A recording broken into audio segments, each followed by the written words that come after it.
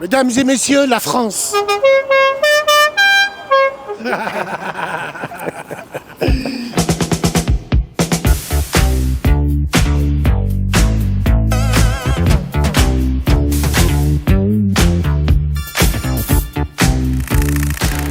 Bonjour, salam alaikum. Sa Majesté. Sa Majesté de ces Citroën, mesdames et messieurs. Voici une SM de 1973. Alors, Citroën, toujours décalé dans le temps.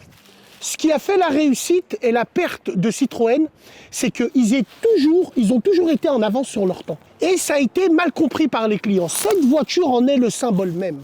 L'excellence à la française, mesdames et messieurs. Nous sommes dans les années 70, bien évidemment. Époque du gaullisme, la France était forte, ainsi de suite. Et cette voiture correspond au Concorde dans l'aviation, mesdames et messieurs. Elle a la même trajectoire que le Concorde. Trop cher à fabriquer, trop cher à faire marcher, mais qu'est-ce que c'est bon. Donc, celle-ci, mesdames et messieurs, elle est de 1973. On est avec le propriétaire qui est avec nous. Bonjour Denis. Bonjour Assem. Bonjour, bonjour. Merci beaucoup. En tout cas, ça fait plaisir de voir qu'il y a des gens comme vous qui entretenaient encore ce genre de véhicule-là. C'était celle du général de Gaulle. Hein. Le général de Gaulle, il avait celle-là, il faisait un petit peu des défilés avec ça. Et puis, malheureusement, cette voiture, à l'époque, elle avait mal fini, mais aujourd'hui, elle revient très, très fort chez les collectionneurs. C'est exact. Celle-ci, si mes souvenirs sont bons, tu vas le confirmer, elle est cotée à 50 000 € à peu près. C'est ça, à peu près, ouais. Déjà, qui c'est, Denis, rappelle-moi qui c'est qui l'a faite? Pininfarina? Non. Le Liège? Moi, il me semble que c'est le Liège. Mais j'en ai aucune certitude. Mais c'est pas Pininfarina qui l'a fait. Berton avait fait la DS. Berton, ah ouais, Berton. Et voilà. Alors, il me semble, je sais pas. Cette voiture-là, de chez Citroën, c'est la suite de la DS. Avant la DS, on avait quoi? La traction. On avait la traction, la fameuse traction avant. La traction avant, c'était une voiture où tu pouvais enlever le moteur boîte. C'est la première fois qu'un constructeur à grande échelle l'a fait. Citroën, mesdames et messieurs, le fameux Citroën, l'Hollandais, parce que Monsieur Citroën est un mec qui vient de l'Hollande. Et Monsieur Citroën, lui, a vendu son entreprise en 1935 parce qu'il avait fait banqueroute, justement, parce qu'il était trop en avance sur son temps. C'est Michelin qui a repris son entreprise, et puis lui, il est mort en 1935. Mais Citroën ont toujours été avant-gardistes. Alors, on va la présenter un petit peu, mesdames et messieurs. Là, on va l'ouvrir. Regarde, il y a encore les trucs d'origine et tout à l'époque. Comme tu peux voir, c'est très 70s, très années 70. Regarde l'intérieur comme il est magnifique. Magnifique voiture. Même l'odeur, tu as l'impression de remonter le temps. Et c'est ça qui est terrible. Et puis, c'est une vitrine technologique à la française. Il y a tellement de technologie qu'elle a été incomprise. On se rappelle du contexte, hein, on était dans les années 70. Dans les années 70, en France, on était très très futuriste. Hein. C'est-à-dire, le premier qui ouvrait un magasin de pressing, par exemple, on a un magasin de pressing, il l'appelait Pressing 2000. Il y avait beaucoup le 2000 qui revenait, il y avait beaucoup cet esprit futuriste, d'où ces voitures-là.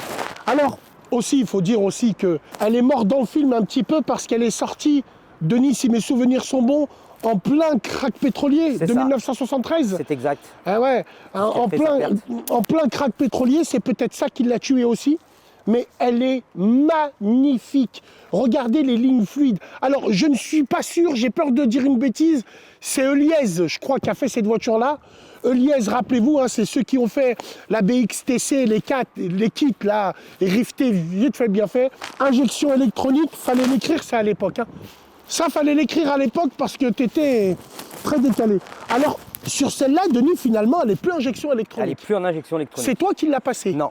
C'est l'ancien propriétaire. Il l'a passé en carbu par rapport à quoi? Si tu veux, les injections électroniques avaient des gros défauts, c'est qu'elles prenaient feu. Oh! Et étaient très capricieux, personne n'osait les régler. Personne n'osait les régler? Et personne n'avait réellement les compétences pour le faire. Ouais, alors parce que c'était les débuts de l'injection. Voilà, exactement. Alors qu'en carbu, c'était beaucoup plus simple. C'est quoi les carbus que tu nous as mis dedans? C'est des carbus d'origine. Solex? Ouais, je crois que c'est des Solex, si mes souvenirs sont bons. 3 carbus double corps. 3 carbus double corps. Ouais. Ouh là là, 15 chevaux sur la carte grise. C'est hein. ça. C'est des gouffres. Hein. Ça tourne à quoi? 17 litres au 100? Ouais. Oh, 17 litres au 100. Donc, viens frérot, il faut qu'on regarde ça. Regarde la vitrine technologique. Alors, elle a la direction d'Iravi. C'est ça. La direction d'Iravi chez Citroën, c'est une direction où le volant se remet tout seul. C'est ça. Très critiqué. Hein. Oui. Il y a eu des critiques. Il y a eu des critiques. Il y a eu des critiques par rapport à ce système-là. Ouais. Mais moi, j'hallucine. J'hallucine comment elle est encore dans son jus. De quelle année elle est celle-là exactement, Denis? 1973. Donc, regarde comment elle est dans son jus. Là, on a affaire à un propriétaire qui bichonne les véhicules. Moi, j'aimerais bien être comme ça plus tard, un peu comme lui, qui respecte les véhicules.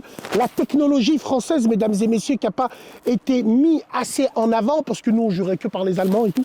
Mais ça, je te le dis, cette voiture-là, elle a fait un flop parce qu'elle était trop en avance sur son temps.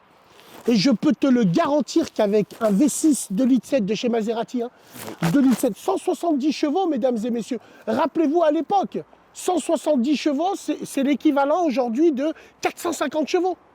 On va la présenter un petit peu. Alors, aïe, aïe, aïe, aïe, aïe, aïe, aïe, aïe, aïe. Voilà, quoi, on a une boîte 5 rapports avec une grille, bien sûr. On a les vitres électriques, 1973. Je ne sais pas si elle a la clim, celle-là. Elle a le bloc clim. Elle a le bloc clim, bien sûr. Donc on peut voir ça. Elle a 96 000 km. Elle a 96 000 km, donc elle est neuve. Elle a 96 000 km. Alors là, on a tous les instruments de l'époque, hein, mesdames et messieurs. On a un ordinateur de bord ici. Hein. Ici, c'est l'ordinateur de bord qui te dit tous les défauts qu'elle a, bien sûr. Ici, on a les contours minutes qui ne se faisaient pas à l'époque. Hein. Jageur, bien sûr. Jageur, les compteurs. Ici, on a tout ce qui est les compteurs de vitesse. On a les commodos. Alors, ce qui m'étonne, c'est qu'on n'a pas mis... Je crois que les satellites de Citroën, ils sont venus après. Hein. Après. Ils sont venus après. Voilà, les satellites, c'est tout ce qui est bloc clignotant où tout est intégré dedans. Tu as l'impression d'être sur un nuage. C'est un salon. Cette voiture est un salon. Le confort est inimitable. Et encore, on n'a pas roulé avec. Quand tu vas rouler, tu roules sur un nuage avec ça. C'est des sphères, c'est hydraulique. Mesdames et messieurs, vous connaissez Citroën pour son système magnifique hydraulique.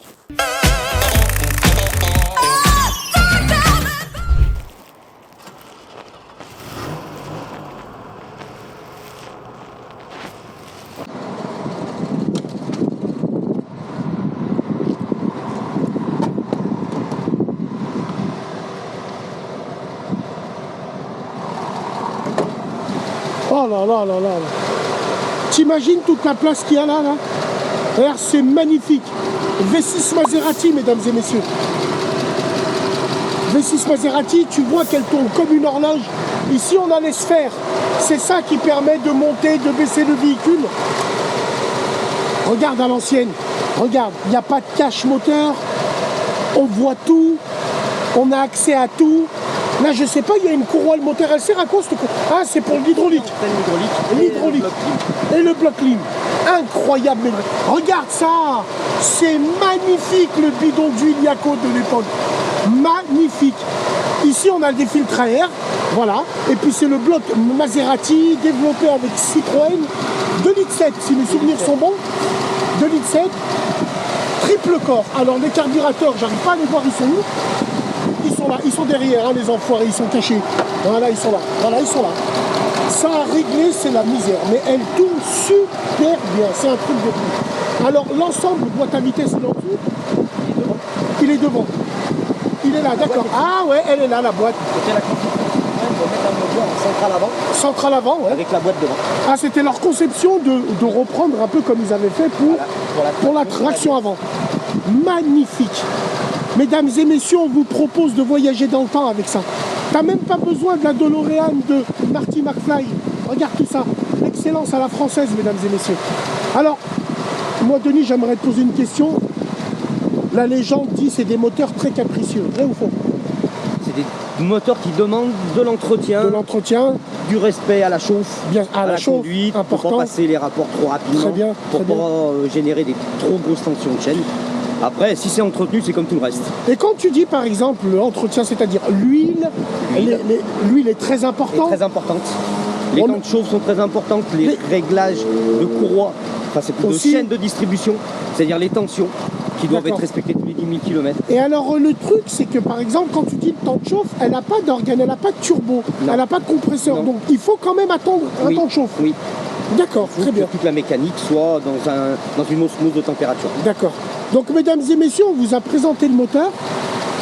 On va les conduire. Tu vas voir, le calme, c'est magnifique. On vous en dit pas plus.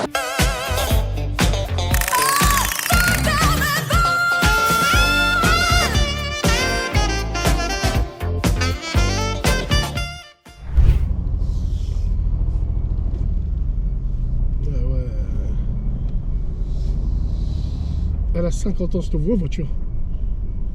Après, ce qui est très Brique cardan. à s'adapter, c'est le frein. Ah ouais? Ouais, parce que c'est un champignon, c'est pas une pédale. Ah ouais. Donc à peine tu touches, alors À peine tu touches. très compliqué à doser parce que t'as vite fait d'embrasser le pare-brise. Oh putain. Ouais, faut savoir que le V6, à la base, c'est un V8. Ah bon? Oui. Maserati n'avait pas de V6. D'accord. Et vu la conception du moteur, du cahier des charges Citroën, Ouais. il était trop gros pour le mettre. Il était. Pourtant, on le voit qu'il y a de la place Ouais, pour mais mettre. avec la boîte un et tout le V8. système hydraulique. Ah, avec c'était le trop. système hydraulique. Voilà. Ouais, ouais. Donc ils l'ont amputé de 2 cylindres. Et par rapport à la législation française aussi, ils l'ont mis en 2,7 litres. D'accord, parce que au départ, elle était comment? C'était départ, un V8 c'est un V8 4 litres. 4 litres. Enfin, Ah 4 ouais, litres ou quand 4 même. litres 2. Bah, ça, c'est un secret de Polichinelle, hein, parce que Peugeot, avec PSA, hein, ils voulaient faire un V8 qui n'a jamais vu le jour. Ils voulaient équiper la Renault 30 avec. Oui. Ils sont venus en V6 et ils voulaient mettre un V8. Et puis là, tu viens de me dire que Citroën voulait mettre un V8 sur la SM, qu'il l'aurait mérité amplement et largement, moi je pense. Hein. Parce que même si V6 c'est noble pour l'époque, hein, parce qu'il faut replacer chaque chose dans son contexte, hein, mais je trouve que c'est... Alors ici, on a les cardans, ici c'est pour l'essence. Ici, hein. Ça c'est pour l'essence, température d'eau, température d'huile, température d'huile, d'accord. Et ici, on a carrément un instrument, l'ancêtre d'un ordinateur Renault. Voilà. De bord là qui fait un check. Voilà, qui te fait un check. Incroyable, mais vrai, incroyable. 1973. Ouais. Je connais pas le prix d'achat neuf à l'époque, mais je sais que c'était très cher. C'était quasiment le double d'une DS. C'était quasiment le double d'une DS, exactement. Quitte à une DS, hein, bien sûr, monument national, entre guillemets. Hein. Monument national qui a fait que... Ah ouais. Moi, j'aime bien la petite grille de la boîte à vitesse, là. C'est pensé un peu comme Lambeau. Ouais, un peu comme le Crabo. Un peu comme... clac, voilà. Ouais, elle a du couple, là. On voit qu'elle a du couple, là. Tu vois? Très joli. Ouais, direction normale. Alors... bruyante un peu quand même, hein? Ouais, on sent 6 cylindres. Hein? On sent 6 cylindres. Elle est bruyante, hein? 6 cylindres italien, ouais. Rageur, voilà. Très méticuleux, très... non, c'est merveilleux. Regarde-moi ça comme elle tourne. Elle tourne, elle glisse, elle roule sur des œufs. Excellent, excellent. Tu vois, elle donne pas trop d'à-coups, hein, elle est fluide, hein, la conduite elle est fluide. Ouais, pour un carbu c'est bien. Incroyable, ouais, pour un carbu, ouais. Alors, l'injection, bien sûr, aurait fait moins de bruit. Hein. Oui. Mais, voilà, au moins on n'a pas ces problèmes-là, ces problèmes de... Les problèmes où les voitures, hein, tu me le disais, elles prenaient feu. Les premières injections, elles prenaient feu. Défaut de conception, je pense. Défaut de conception parce que les durites étaient trop proches de tout le bloc moteur. Ouais, regarde. Alors, nous, mesdames et messieurs, on a fait exprès de prendre une route sinueuse, simplement aussi pour tester le fantastique confort que d'autres marques ne font plus.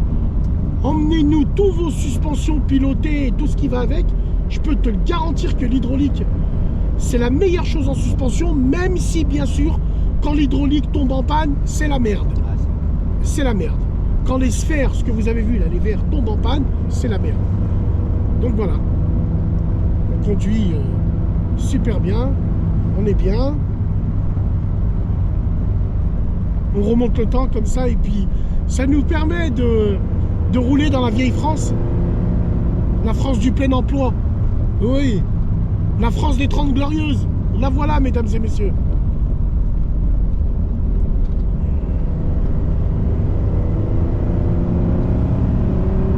Alors évidemment, Denis, est-ce que tu t'es rapproché des citroënistes, des clubs SM Il y en a beaucoup sur Internet, hein, je le regarde un petit peu moi. C'est ce que je vais faire. Ah oui, il faut absolument, ils font des rassemblements, ils ramènent leur voiture, ils se disent aussi qu'est-ce qu'elles ont quoi leur voiture et tout. Et puis pour avoir les bons contacts pour les entretiens, Ah oui, bien sûr. Alors, évidemment, ici on a l'allume-cigare. Non, ça c'est le starter. Starter automatique. L'allume-cigare, il est là. L'allume-cigare, il est là. Tiens, regarde. Eh ouais.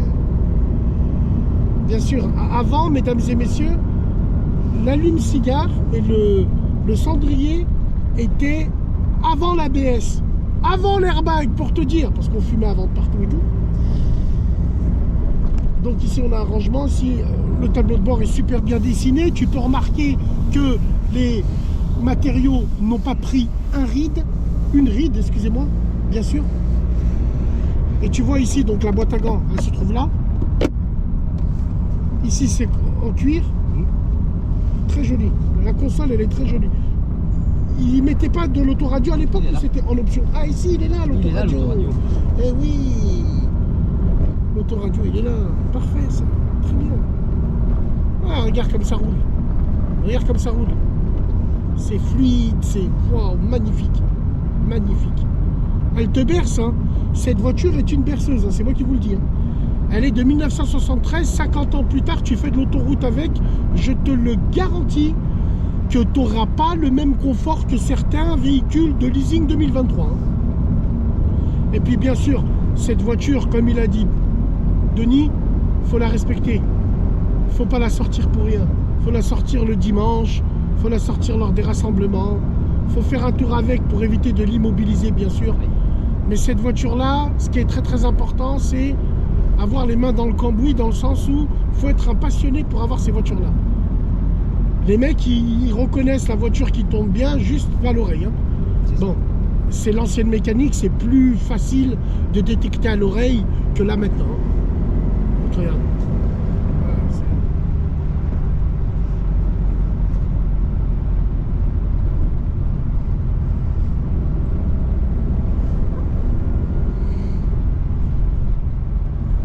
J'ai toujours voulu monter, conduire ce genre de véhicule.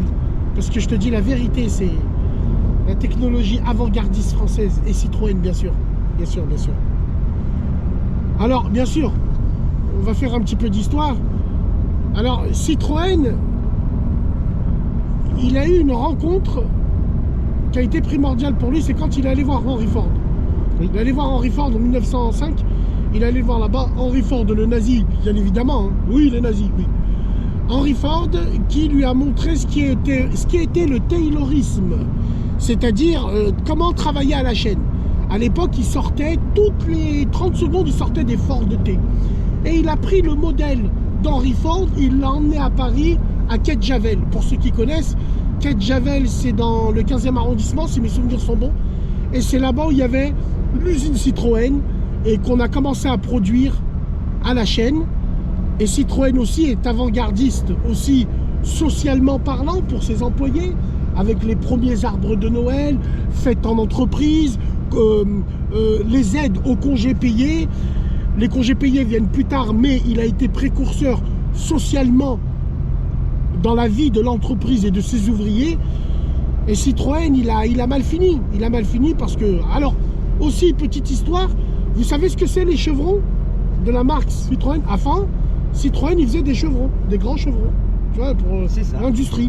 Et puis, quand il s'est lancé dans l'automobile, il a repris ça. Il a repris ce chevron. Exactement. Ah ouais.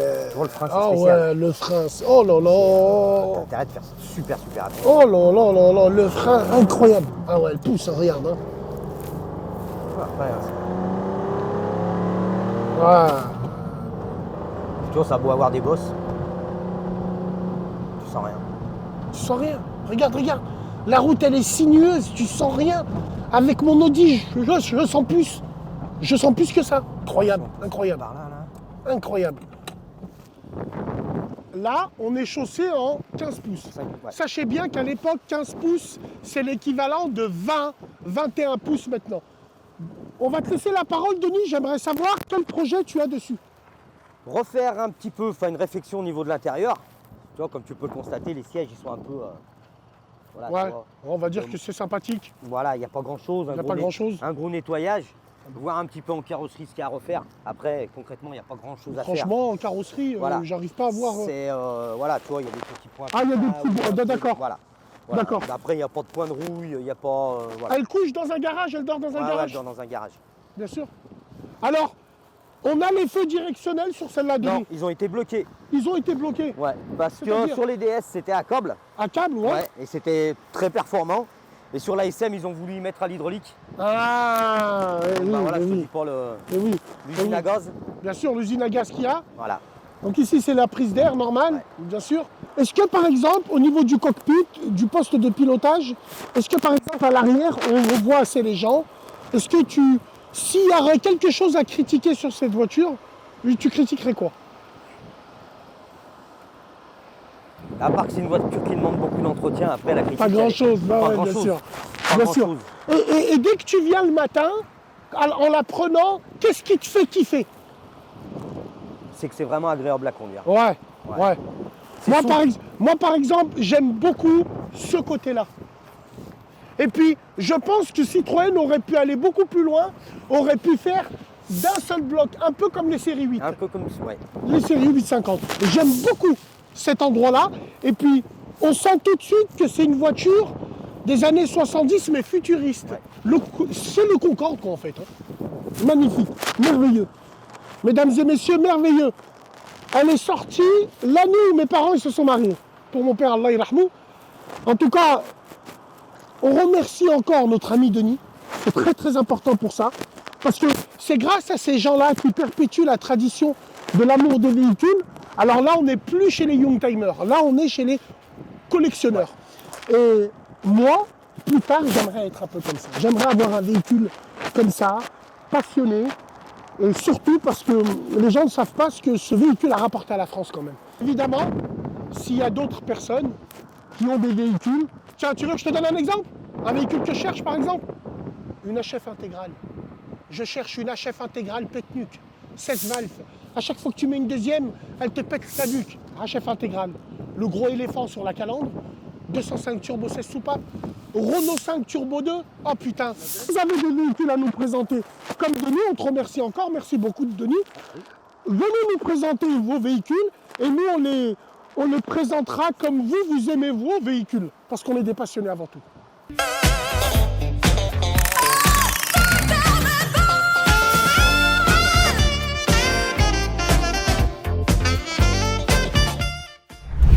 Il faut vraiment accélérer. Ouais, faut. Tu vois, c'est assez spécial Ouais, quand même. C'est Hein. très très spécial. Position de conduite, bah, elle est fantastique. Est-ce que le volant, il est réglable en haut en bas? Oui. D'accord, donc on ne va pas le toucher, bien sûr. Mais ouais, le frein, il est traître. Hein. Ouais. Le frein, il est traître dans le sens où dans le sens t'appuies à peine, c'est incroyable. Alors. Ah ouais, merveilleux. Ah ouais, il faut entraîner hein. L'embrayage, il faut vraiment le... Moi j'aime bien les passages de vitesse comme ça là. Ouais. Ah ouais, tu roules sur un nuage. Regarde, en plus bien sûr, regarde le pare-brise comment il est. Il y a de la lumière qui rentre de partout dans cette voiture, elle est pleine de vie. Voilà, mesdames et messieurs, la direction dira virer. Regarde, hop. Elle revient où elle est. Ouais, oula. Oh.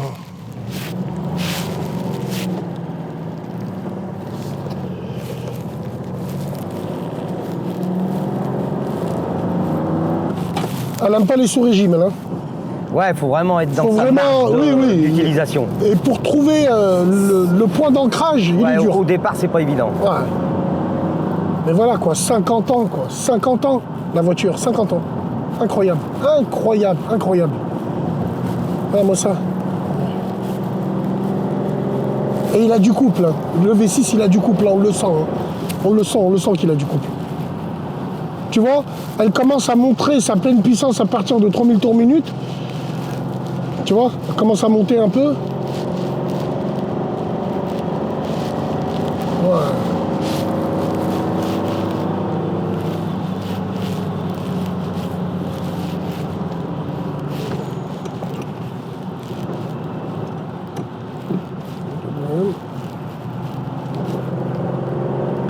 Voilà quoi, c'est fou là. Là, on roule sur un nuage là. Franchement...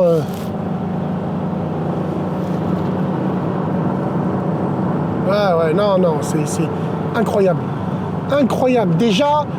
Et la direction est très très directe. Elle est très directe et surtout, Denis, pour ceux qui n'ont pas l'habitude, ils peuvent être surpris par le frein et la direction. La direction, moi j'ai plus entendu des critiques sur la direction que sur le frein quoi. Mais elle tourne, regarde, elle marche comme une horloge, regarde-moi ça. Regarde, je rétrograde normal, elle broude pas, regarde-moi ça. Elle reprend, elle...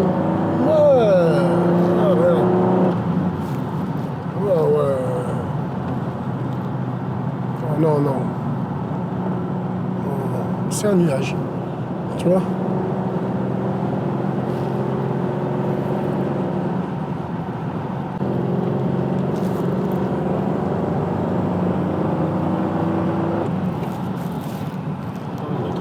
Non, mais c'est une symphonie ce machin là.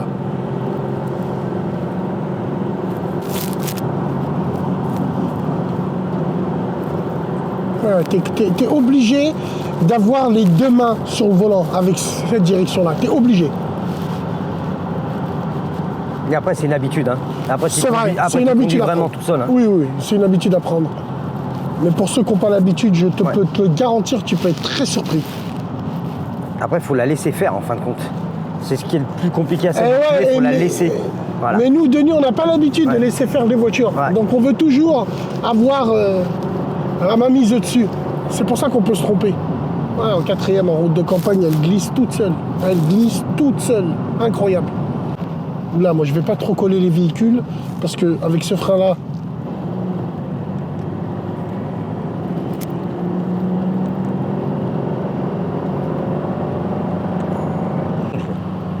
d'accord. Où tu l'as trouvé, Grange? Tu l'as trouvé chez quelqu'un? Non, c'est un gars sur Paris qui l'a acheté sur Lyon. Ah ouais? Qui a refait un peu 2-3 choses dessus, puis après il a vu d'autres projets, familiaux à faire, bien et sûr. puis ils s'en est séparés. Bien sûr.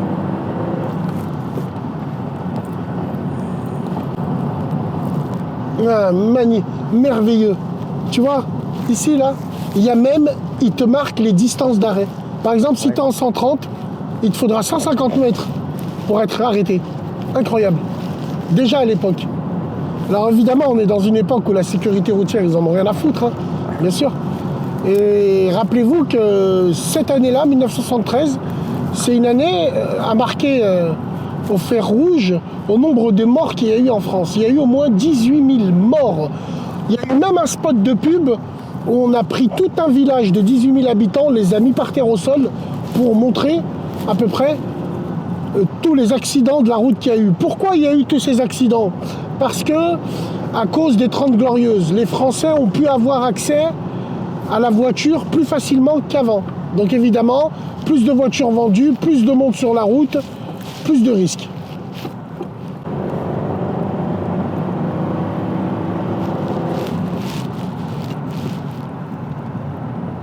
Voilà, la direction, qu'est-ce qu'elle est fluide. Oh, un doigt.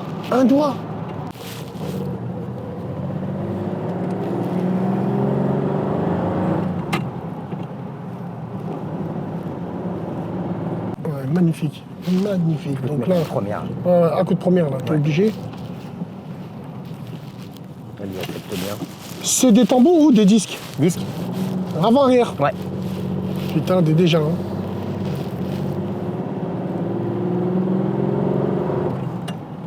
Donc là, c'est la réserve qui s'allumait. Ouais, mais c'est normal. Ouais, elle ballotte. Elle est en pente.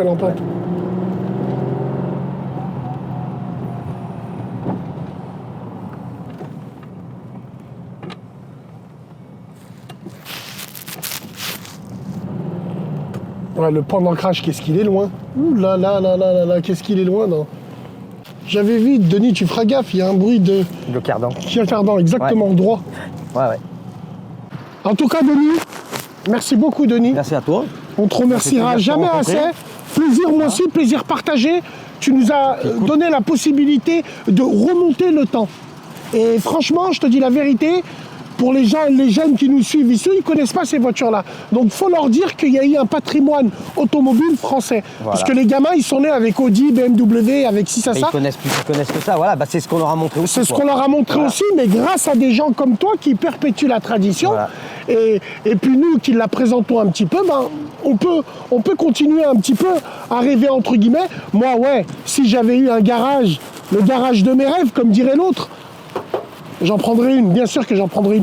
Alors, dernière question, Denis, il n'y a que cette couleur, je crois. Hein. Non, Non. il y en a eu beaucoup des couleurs. Il y a eu beaucoup de couleurs, Oui. parce que je l'ai toujours vu comme ça, moi. Non, allez, de cette couleur, il y a couleur sable. Couleur sable. Voilà, t'as le bleu ciel, t'as le bleu pétrole. Elle a été en blanche, D'accord. en noir. Pompidou l'avait en noir. Pompidou, il l'avait en noir, elle était ouverte là. Ce qu'on appelait, tu vois, Élysée. Dernière question Vert. pour Denis. L'utilité que tu as de cette voiture? Aucune. Uniquement le dimanche? Uniquement le plaisir. Uniquement le plaisir? Uniquement le plaisir. D'accord. Ouais. Donc t'évites de la sortir pour rien? Voilà. D'accord. Et ben voilà, en tout cas, mesdames et messieurs, merci beaucoup, merci de suivre. C'est le début des vlogs, il y en aura plein d'autres. On remercie Denis encore hein, de nous donner la possibilité de présenter ce genre de véhicule. Comme c'est là. Donc voilà les gars, prenez soin de vous. À la prochaine et encore une fois Denis, je te remercie. Merci beaucoup. Merci Salut à beaucoup. tous. Denis. Salut. Voilà, bien vu. Toi, à la française. Quoi? Attends. Refais. Attends, tiens. Je dis la France et tu refais. Vas-y. Tiens, Denis, tiens, remets ça.